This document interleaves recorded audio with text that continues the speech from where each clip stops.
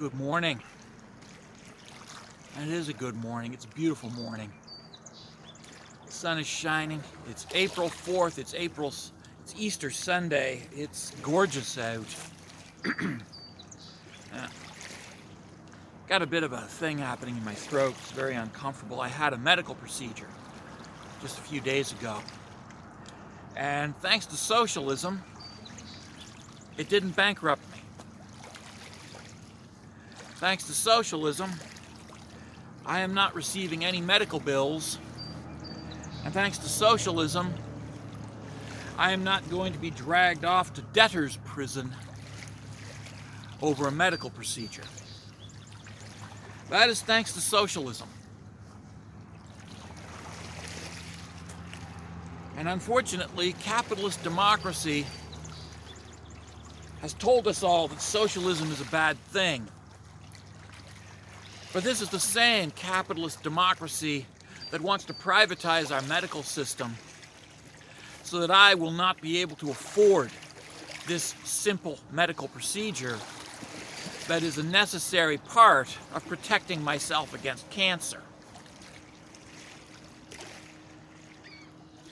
Here in Canada, we have public health care because of a communist named Tommy Douglas. And a strong NDP that consisted in large part of people who were in fact communists. There were socialists, there were communists, and they were fighting for the same thing, the rights of the proletariat. And they succeeded in giving us public health care. And as a result, Canadians are healthier than Americans, because Canadians can afford preventative medicine.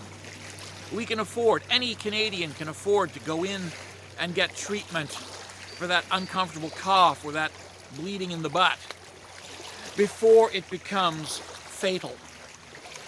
And this is why Canadians have such good cancer outcomes, is because we catch the cancer early, because people go to the doctor regularly, because we can afford it.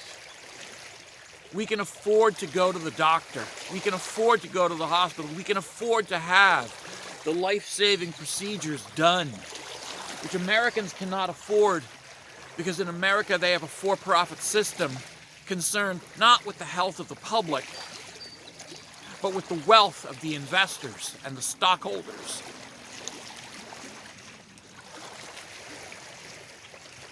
And that is why the Conservatives are so eager to privatize and sell off Canada's hospitals, Canada's schools, and yes, Canada's roads and highways.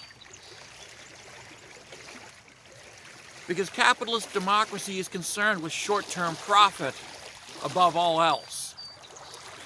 It looks no further ahead than the next quarter, whereas socialism looks to the next generation, and the next generation, and the next generation. Generations as yet unborn. And so, while yes, capitalist democracy does lead to a few people being insanely rich,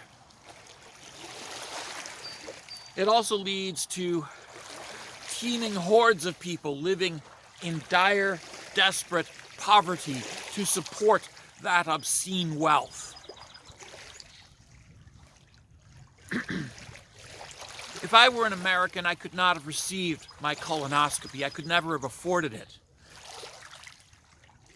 And I probably would have ended up dying of colon cancer in a few years, simply because it wouldn't be detected until it was too late.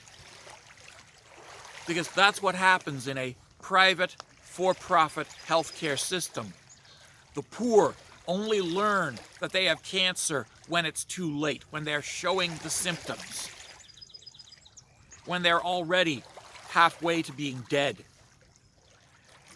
And that is why we need public health care, to catch cancer before it kills us,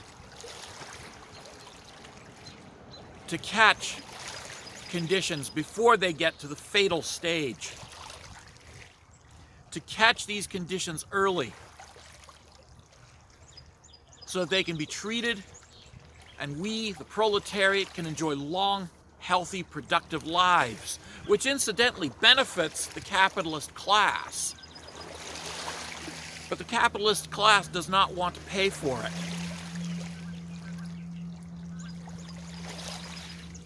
They don't want to pay for what they benefit from. And that is why they, through the conservatives, have put this country on the race to the bottom in the hopes of making us an extension of America, an extension of American policy, and a market for American private health care, into which they have all invested heavily. These people don't want what's best for us. They want what's best for their stockholders. And no, if you are middle class, you are not rich. You are part of the proletariat. You are working class. If you're making $40,000 a year, or $80,000 a year, or $120,000 a year, you are not rich. You are not a capitalist. You are not a part of the capitalist class. You are proletariat like the rest of us. And you have a vested interest in socialism. You have a vested interest in public education for everybody. You have a vested interest in public roads and in public health care. You have a vested interest in the well-being of the proletariat because, yes, you are the proletariat. And don't believe the lie that is fed to you by the rich that you are part of them, because you are not. You're not rich. You're one of us. If you're middle class, you are part of the proletariat. Remember whose side you're on.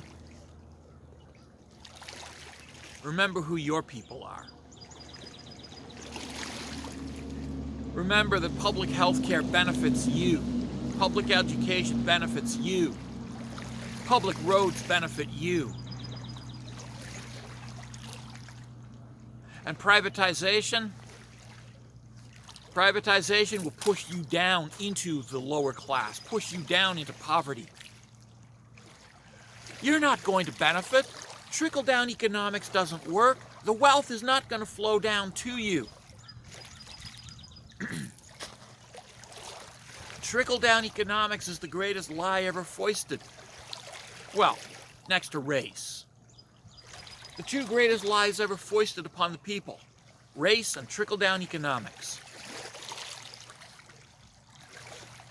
It's not going to come trickling down to you. Not unless we apply the Pinata principle, which is, you take a billionaire, put a rope around his neck, throw the other end over a branch, hoist him up, and beat him with a stick until the money falls out.